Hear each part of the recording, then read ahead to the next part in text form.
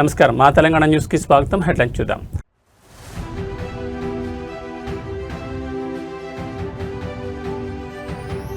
నిరుపేదలకు అండగా అన్నా క్యాంటీన్లు విజయవాడలో ప్రారంభించిన సీఎం చంద్రబాబు.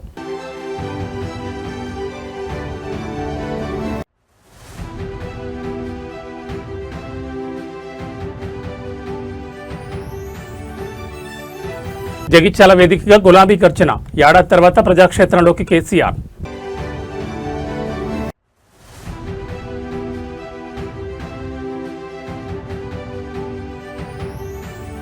మేడిగడ్డపై సీఎం రేవంత్ రెడ్డి క్షేత్రస్థాయి పరిశీలన, అధికారులకు దిశానిర్దేశం.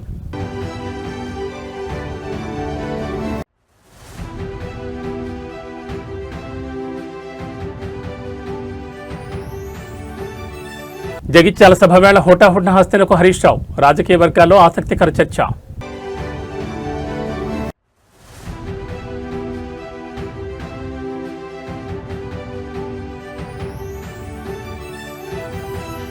ఉద్ధంపూర్ లోయలో పడ్డ బస్సు, 15 మంది దుర్మరణం.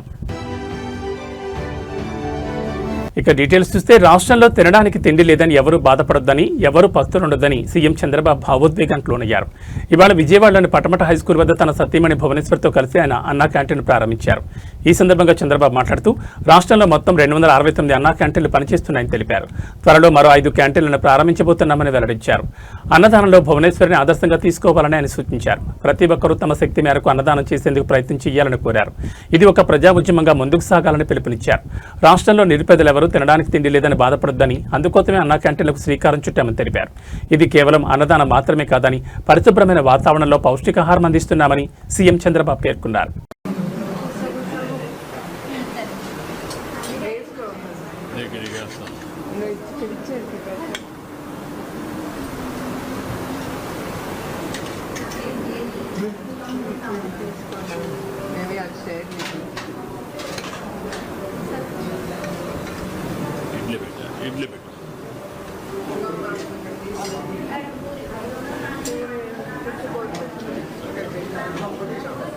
సాంబార్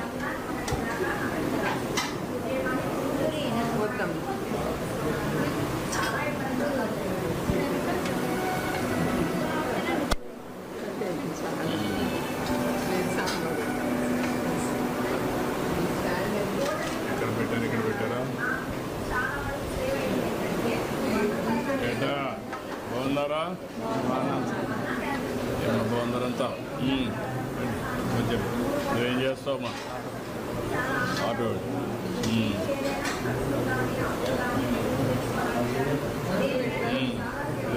వేసాం కదా, ఆటో డ్రైవర్ సేవలో నువ్వేం చేస్తావమ్మా?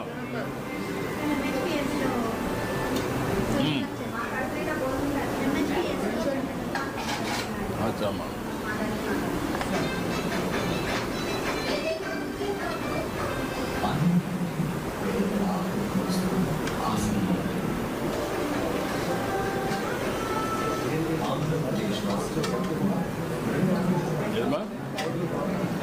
లేకుంటే రోడ్లు క్లీన్ చేసే కార్మికులు కావచ్చు, లేకుంటే ప్రజలు కావచ్చు, ఇలాంటి వాళ్ళు చాలామంది ఉంటారు. ఎక్కడన్నా భోజనానికి పోవాలంటే 100 రూపాయలు మినిమం ఒక పూటకు డబ్బులు పే చేసే పరిస్థితి వస్తుంది. అక్కడ కూడా పౌష్టికాహారం దొరికే పరిస్థితి లేదు. ఇవన్నీ పరిష్కారం కోసం పెట్టాం. ఈరోజు ఇక్కడ ఏదైతే ఈ ఫౌండేషన్ ఉందో, మన అన్నా క్యాంటీన్ ఇస్కాన్ ఫౌండేషన్ చాలా మంచి వర్క్ చేస్తున్నారు. అది కూడా సెంట్రలైజ్డ్ కిచెన్ పెట్టి, అది కూడా చాలా పౌష్టికాహారం కానీ వెరైటీస్ కూడా పెంచి రుచికరమైన నాణ్యమైన ఫుడ్ పెట్టే పరిస్థితికి వచ్చారు. ఈరోజు రాష్ట్రంలో 269 అన్నా క్యాంటీన్లు పనిచేస్తున్నాయి. మొన్నే 62 ఓపెన్ చేశాం. ఇంకొక 5 కూడా తొందరలోనే ప్రారంభమవుతాయి. 275 క్యాంటీన్ని ప్రారంభిస్తున్నాం. ఈరోజు దీనికోసం నేను ఒకటే మా ఫ్యామిలీ, అందులో భువనేశ్వర్ గారిని మనస్ఫూర్తిగా అభినందిస్తున్నాను. ఈరోజు నా పుట్టినరోజు సందర్భంగా 76 లక్షల రూపాయలు రాష్ట్రం మొత్తం అన్ని అన్నా క్యాంటీన్లో ఫ్రీగా 3 పూట్ల భోజనం పెట్టడానికి ముందుకు వచ్చారు. ఒక స్ఫూర్తిదాయకంగా నిలిచారు. ఈరోజు నేను ఒకటే ప్రజలందరికీ విజ్ఞప్తి చేస్తున్నా, ఇది ఒక స్ఫూర్తిదాయకమైన కార్యక్రమం. అన్నదానం అన్నింటికంటే మహాపవిత్రమైనది. అలాంటిది మనందరం కూడా గుర్తుపెట్టుకోవాల్సింది, మీరు ఒక పూట కానీ లేకపోతే ఒక క్యాంటీన్లో కానీ ఒక రోజు కానీ మీకు శక్తి ఉంటే మొత్తం కానీ మీకు తోచిన విధంగా అన్నదాన కార్యక్రమంలో మీరు భాగస్వాములు కావాలని పిలిపిస్తున్నా. ఇది ఒక స్ఫూర్తికి ఒక ప్లాట్ఫామ్. ఇది ఏదో నేను ఎవరిని బలవంతం చేయడం లేదు. వాళ్ళందరినీ కోరుతున్నాను, మనందరం కలిసి ఒక స్ఫూర్తి ప్రదాతలుగా తయారు కావాలి. ఈ రాష్ట్రంలో ఏ వ్యక్తి ఆకలితో బాధపడుతున్నాడు అనే పరిస్థితి రాకూడదు. ఆంధ్రప్రదేశ్ అన్నపూర్ణ, ఒకప్పుడు దేశానికే అన్నం పెట్టిన రాష్ట్రం. ఈరోజు మన రాష్ట్రంలో ఏ ఒక్క వ్యక్తి ఆకలితో బాధపడకుండా కడుపు నిండా తిండి పెట్టే పరిస్థితి మనం తీసుకురావాల్సిన అవసరం ఉంది. ప్రభుత్వం పెట్టలేక కాదు, ప్రభుత్వం పెట్టగలుగుతాం.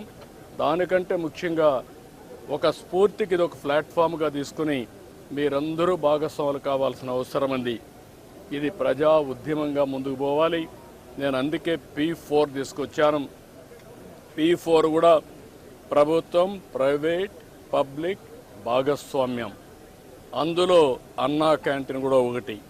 ఇది ఒకటే కాదు, డబ్బులుండే ప్రతి ఒక్కరు కూడా టాప్ 10%, బాటమ్ 20%ని అన్ని విధాలు ఆదుకోవాలి. అందుకే పేరు కూడా MBK అని పెట్టాను.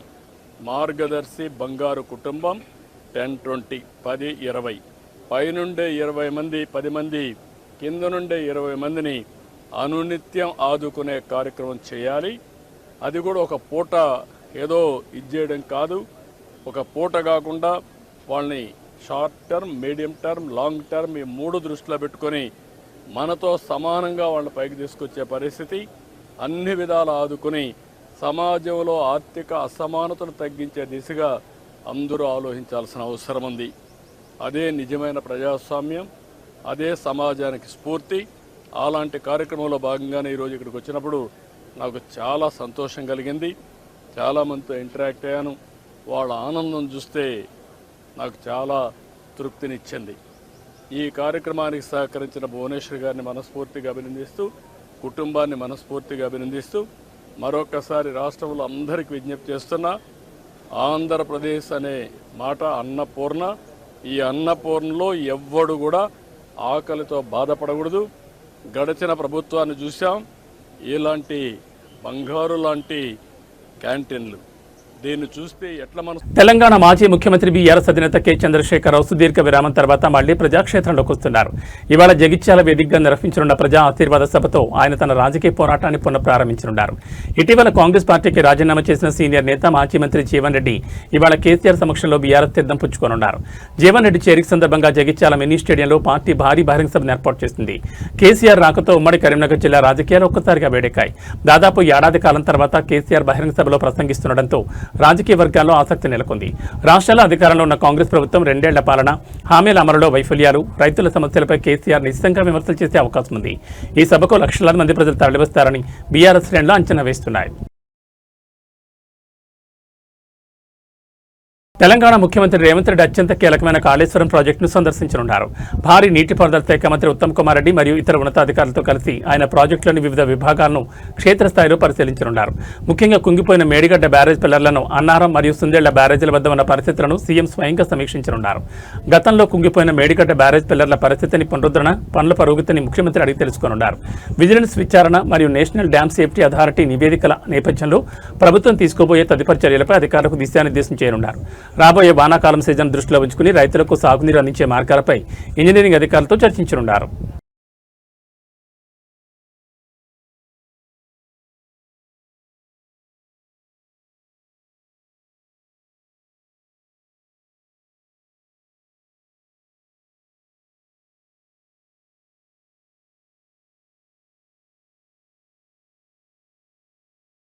తెలంగాణ పాలిటిక్స్ ఇవాళ హాట్గా కొనసాగుతున్నాయి. ఉమ్మడి కరీంనగర్ వేదిక సీఎం రేవంత్ రెడ్డి, మాజీ సీఎం కేసీఆర్ పోటాపోటీ సభలు సర్వత్రా ఆసక్తి రేపుతున్న వేళ మరో కీలక పరిణామం చోటు చేసుకుంది.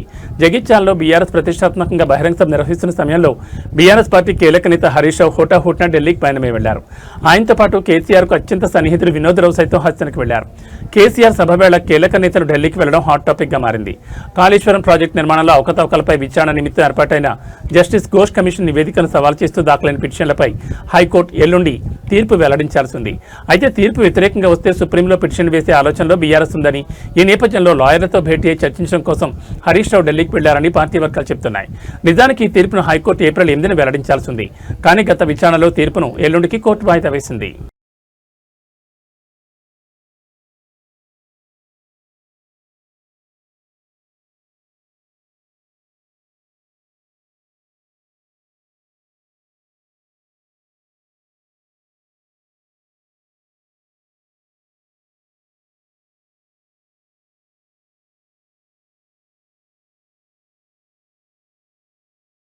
నెల్లూరు జిల్లా ఆత్మకూరులో ముఖ్యమంత్రి చంద్రబాబు నాయుడు జన్మదిన వేడుకలు వినూత్నంగా నిర్వహించారు. ఈ సందర్భంగా తిరుమల గాలిగోపురం తరహాలో నిర్వహించిన గుడి సెట్టింగ్ భక్తులను, ప్రజలను విశేషంగా ఆకట్టుకుంది.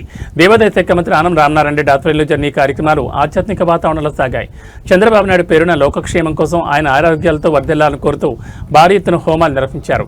ప్రముఖ పుణ్యక్షేత్రాల నుంచి తరలివచ్చిన వేద పండితులు, అర్చకులు శాస్త్రోక్తంగా పూజా కార్యక్రమాలు నిర్వహించారు. దేవాదాయ శాఖ మంత్రి ఆనం రామనారాయణ రెడ్డి స్వయంగా హోమగుండంలో పాల్గొని పూర్ణాహుతిని సమర్పించారు. భక్తితో పాటు రాజకీయ వాతావరణం పడేలా గుడి సెట్టింగ్ ఆనుకుని భారీ ఎత్తున పొలిటికల్ బ్యానర్లు, కటౌట్లు ఏర్పాటు చేశారు.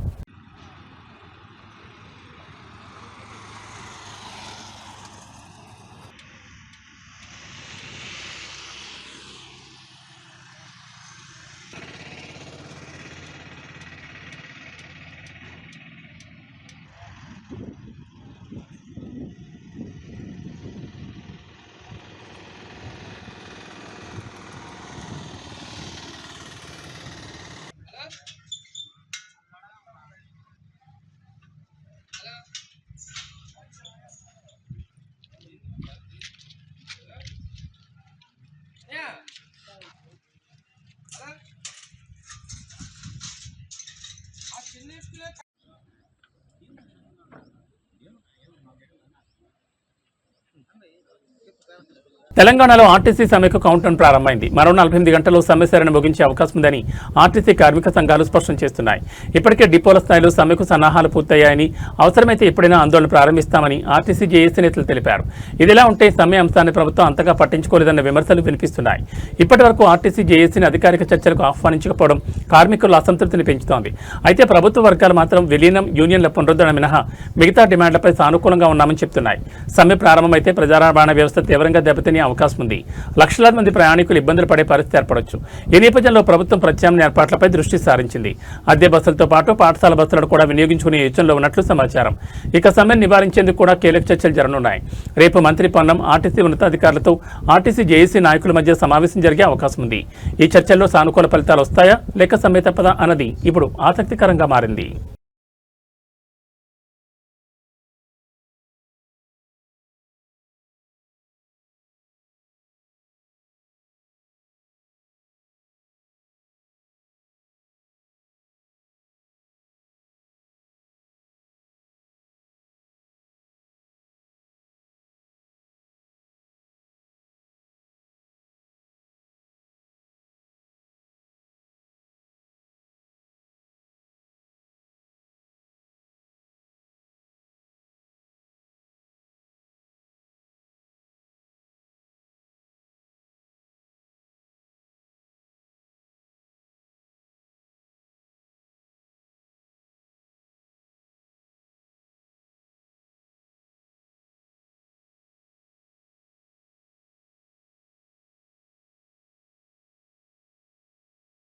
మహాత్మా బసవేశ్వరుడు 839వ జయంతి సందర్భంగా హైదరాబాద్ ట్యాంక్ బండ్ వద్ద ఉన్న ఆయన విగ్రహానికి తెలంగాణ జాగృతి అధ్యక్షురాలు కల్వకుంట్ల కవిత పూలమాలలు వేసి ఘనంగా నివాళులర్పించారు. ఈ సందర్భంగా మాట్లాడుతూ బసవేశ్వరుడి సిద్ధాంతాలు, సామాజిక సమానత్వంపై కీలక వ్యాఖ్యలు చేశారు. 839 ఏళ్ల క్రితమే బసవేశ్వరుడి రూపంలో ఒక గొప్ప సామాజిక విప్లవం పుట్టిందని, కుల, వర్ణ, లింగ భేదాలు లేని సమాజం కోసం ఆయన అప్పుడే పోరాడారని కవిత గుర్తు చేశారు. బసవేశ్వరుడు చెప్పిన సమానత్వం కోసం నేటికి మనం పోరాడాల్సి రావడం మన వెనుకబాటుతనానికి నిదర్శనమని ఆమె ఆవేదన వ్యక్తం చేశారు. పార్లమెంట్లో మహిళా బిల్లు పాస్ కాకుండా అనేక వ్యతిరేక శక్తులు కుట్రలు చేసి అడ్డుకున్నాయని విమర్శించారు. బసవేశ్వరుడి స్ఫూర్తితో డాక్టర్ బిఆర్ అంబేద్కర్ ఆశయాలకు అనుగుణంగా తాము ఏర్పాటు చేయబోయే రాజకీయ పార్టీ సామాజిక న్యాయం కోసం నిరంతరం పనిచేస్తుందని కవిత స్పష్టం చేశారు. గత అసెంబ్లీ ఎన్నికల్లో రాజకీయ పార్టీలు మహిళలకు కేటాయించిన సీట్ల సంఖ్య చాలా తక్కువని, ఇది మహిళా సాధికారతకు ఆటంకమని ఆమె పేర్కొన్నారు. అంబేద్కర్ కూడా పదే పదే చెప్పుకుంటూ వచ్చిండ్రు, బసవేశ్వరుని ఎవరైతే ఒక ప్రాంతానికి సీమితం చేయకుండా భారతదేశ వ్యాప్తంగా వారి కోసం పాటుపడితే భారతదేశం మారుతుందని చెప్పి కూడా చెప్పడం జరిగింది. మరి ఆ బసవేశ్వరుడి యొక్క అనుచరులకి నేను మనస్ఫూర్తిగా శుభాకాంక్షలు తెలియజేస్తున్నా. భారతదేశం మార్పు కోసం మనందరం కూడా కృషి చేయాల్సిన అవసరం ఉంది. దాంట్లో మీరు ఒక అడుగు ముందున్నందుకు మీ అందరికీ మనస్ఫూర్తిగా శుభాకాంక్షలు తెలియజేస్తూ, మరి మనసా వాచా కర్మ నేను మీతో ఉంటానని చెప్పి కూడా తెలియజేస్తూ, బసవేశ్వరుడి స్ఫూర్తితోనే పెట్టబోయేటటువంటి పార్టీలో 33% తక్కువ కాకుండా మహిళలకు నేను ఎన్నికలలో కానీ పార్టీ పదవులలో కానీ అవకాశాలు ఇస్తామని కూడా ఈ సందర్భంగా తెలియజేస్తున్నాను. నగరంలోని ఐకానిక్ దుర్గం చెరువు కేబుల్ బ్రిడ్జ్ పై ఘోర ప్రమాదం జరిగింది. అతివేగంతో వచ్చిన ఒక BMW కారు నిలబడి ఉన్న దంపతులను ఢీకొట్టడంతో శ్యామరాజ్ అనే వ్యక్తి ప్రాణాలు కోల్పోయారు. పోలీసుల పర్యవేక్షణ లోపం వల్ల ఈ ప్రాంతం ప్రమాదాలకు నిలయంగా మారుతుందని విమర్శలు వ్యక్తమవుతున్నాయి. శ్యామరాజ్ అనే వ్యక్తి తన భార్యతో కలిసి కేబుల్ బ్రిడ్జ్ పై ఫోటోలు దిగుతుండగా వెనుక నుంచి అతివేగంగా వచ్చిన BMW కారు వారిని బలంగా ఢీకొట్టింది. భార్య కళ్ల ముందే శ్యామరాజ్ తీవ్ర గాయాల పాలయ్యాడు. వెంటనే ఆసుపత్రికి తరలించినప్పటికీ చికిత్స పొందుతూ ఆయన మృతి చెందారు. కేబుల్ బ్రిడ్జ్ పై నిత్యం ట్రాఫిక్ నిబంధనల ఉల్లంఘన జరుగుతున్నా పోలీసులు పట్టించుకోవడం లేదని స్థానికులు మండిపడుతున్నారు. వారాంతాల్లో మరియు రాత్రి సమయాల్లో వాహనాలు అతివేగంతో దూసుకుపోతుండటంతో తరచూ ప్రమాదాలు జరుగుతున్నాయి. ఇటీవల ఇదే బ్రిడ్జిపై పోలీసులు నిఘా లేకపోవడాన్ని ఆసరాగా చేసుకుని దొంగలు లైటింగ్ సెటప్ను కూడా ఎత్తికెళ్లడం గమనార్హం. అత్యంత రద్దీగా ఉండే ఈ పర్యాటక ప్రాంతాల్లో పెట్రోలింగ్ పెంచాలని, స్పీడ్ గన్ల ద్వారా వేగాన్ని నియంత్రించాలని ప్రజలు డిమాండ్ చేస్తున్నారు.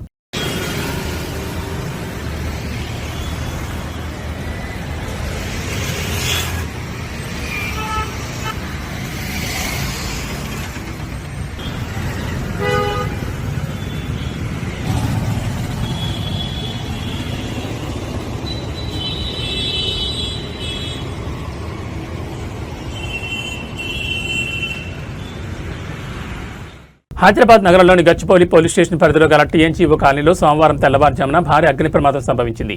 ఒక అపార్ట్మెంట్లోని సెల్లార్లో అకస్మాత్తుగా మంటలు చెలరేగడంతో నివాసితులు తీవ్ర భయాందోళనకు గురయ్యారు. బిల్డింగ్ సెల్లార్లోని ఎలక్ట్రికల్ ప్యానెల్లో షార్ట్ సర్క్యూట్ సంభవించడంతో మంటలు మొదలైనట్లు అధికారులు ప్రాథమికంగా నిర్ధారించారు. మంటలు వేగంగా వ్యాపించడంతో సెల్లార్లో పార్క్ చేసి ఉన్న 15 ద్విచక్ర వాహనాలు పూర్తిగా అగ్నికి ఆహుతయ్యాయి. ప్రమాదం కారణంగా అపార్ట్మెంట్ మొత్తం దట్టమైన పొగ కమ్మేసింది. దీంతో పై అంతస్తులో ఉన్న వాసులకు ఊపిరాడక తీవ్ర ఇబ్బందులు పడ్డారు. సమాచారం అందుకున్న అగ్నిమాపక సిబ్బంది తక్షణమే అక్కడికి చేరుకుని నిచ్చెన సహాయంతో చిక్కుకున్న వారిని సురక్షితంగా కిందికి దించారు. పొగ పేల్చడం వల్ల తీవ్ర అస్వస్థతకు గురైన ఇద్దరిని చికిత్స నిమిత్తం సమీపంలోని ఆసుపత్రికి తరలించారు. ప్రస్తుతం మంటలు అదుపులోకి వచ్చాయి.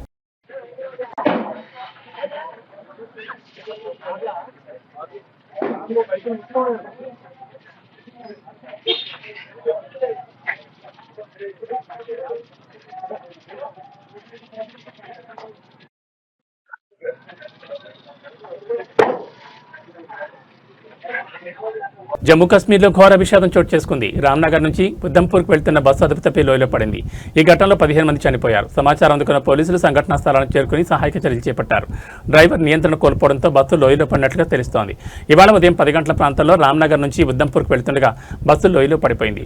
సంఘటనా స్థలంలో 15 మంది చనిపోగా క్షతగాతులను ఆసుపత్రికి తరలించారు. పోలీసులు, సైన్యం సహాయక చర్యలు చేపట్టారు. అయితే కొందరి పరిస్థితి విషమంగా ఉన్నట్లు వార్తలు వస్తున్నాయి. ప్రమాద సమయంలో బస్సులో 40 మంది ఉన్నట్లుగా సమాచారం. మృతుల సంఖ్య మరింత పెరిగే అవకాశం ఉంది. ప్రమాదంపై కేంద్ర మంత్రి జితేంద్ర సింగ్ స్పందించారు. తాను జిల్లాధికారులతో మాట్లాడానని, తీవ్రంగా గాయపడిన వారిని విమానంలో తరలించే ఏర్పాట్లతో సహా సాధ్యమైన అన్ని సహాయక చర్యలు అందిస్తున్నట్లుగా జితేంద్ర సింగ్ తెలిపారు. స్థానిక యంత్రాంగంతో నిరంతరం సంప్రదింపులు జరుపుతున్నట్లుగా చెప్పారు.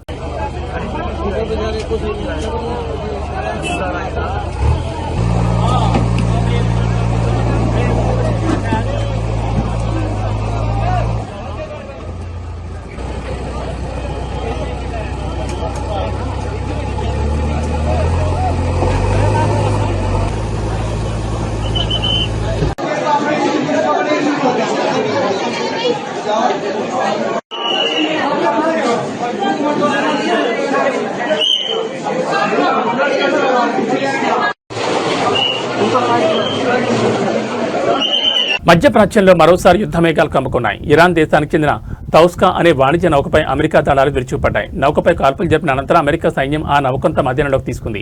ఈ విషయాన్ని అమెరికా అధ్యక్షుడు డొనాల్డ్ ట్రంప్ సోషల్ మీడియా వేదికగా అధికారికంగా ధృవీకరించారు. అంతర్జాతీయ జిల్లాలో ప్రయాణిస్తున్న ఇరాన్ నౌక తౌస్కా లక్ష్యంగా అమెరికా దళాలు ఈ operation నిర్వహించాయి.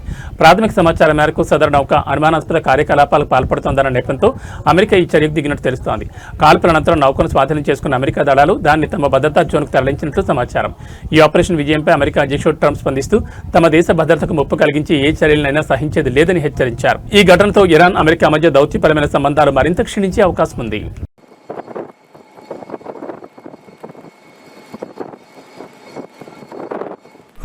Motor Vessel Toska, vacate your engine room. Vacate your engine room. We're prepared to subject you to disabling fire. Okay, we gave the flare. Now we're getting.